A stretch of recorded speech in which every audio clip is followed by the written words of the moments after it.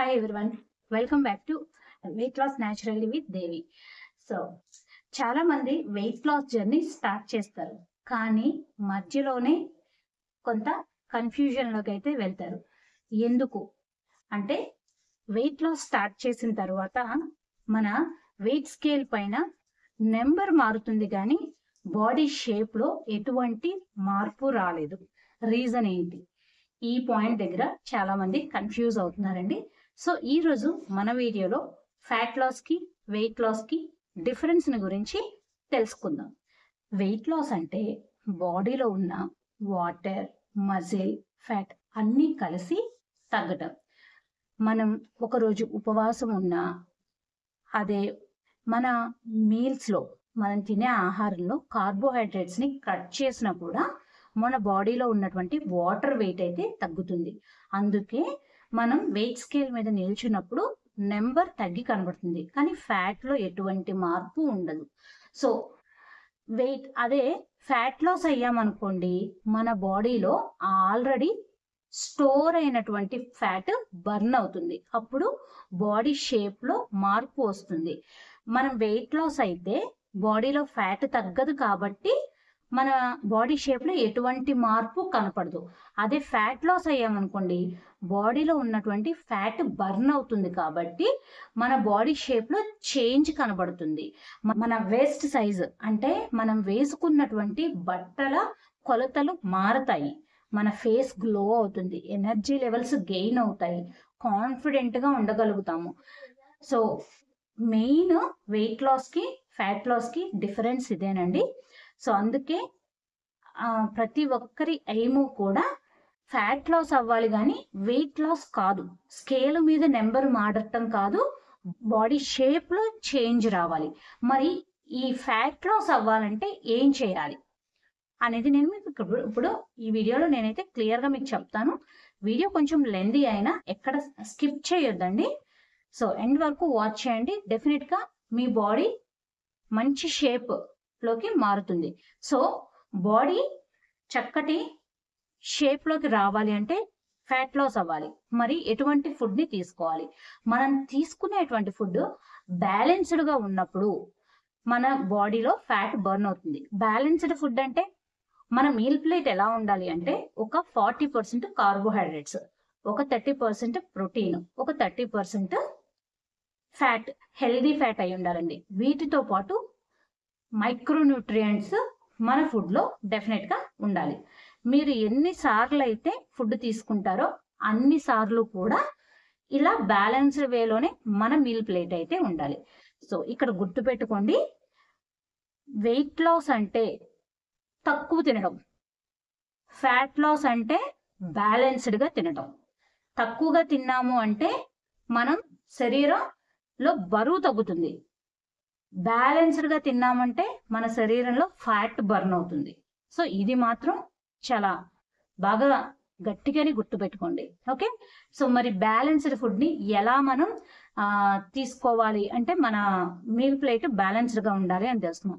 మరి మనకి balanced nutrition world వైడ్గా వన్ అండ్ ఓన్లీ న్యూట్రిషన్ అవైలబుల్గా ఉంది, అదే హెర్బల్ లైఫ్ న్యూట్రిషన్.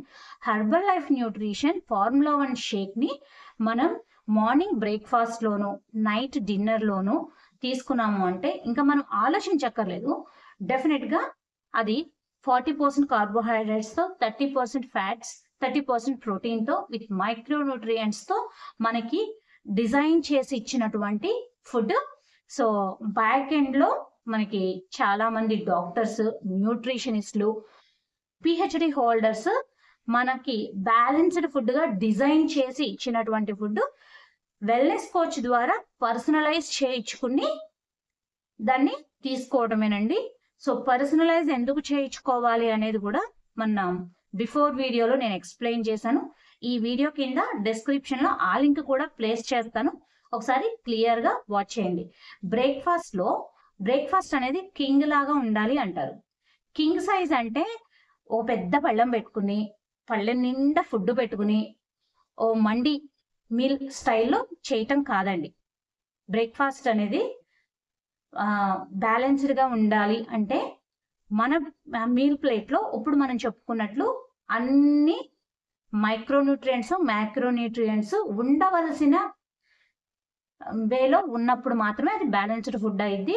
అది ఆల్రెడీ డిజైన్ చేసేసి మనకి అవైలబుల్ గా ఉంది కాబట్టి సో మనం ఎక్కడున్నా కూడా దాన్ని అయితే మనం హ్యాపీగా షేక్ చేసేసుకుని తీసేసుకోవచ్చు అనమాట.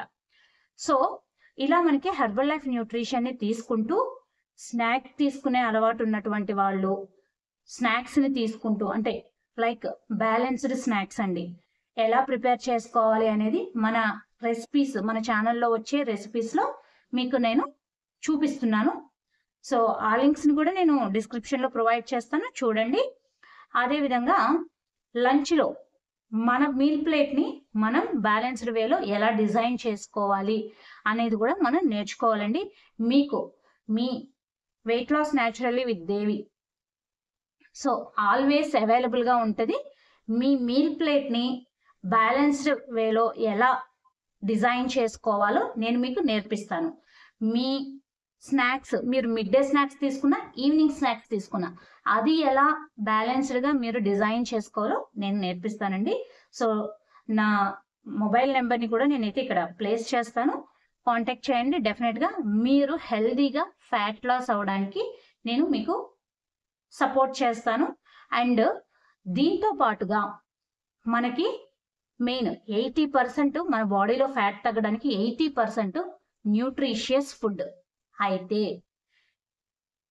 20% ఏదైనా కానీ యాక్టివిటీ అండి.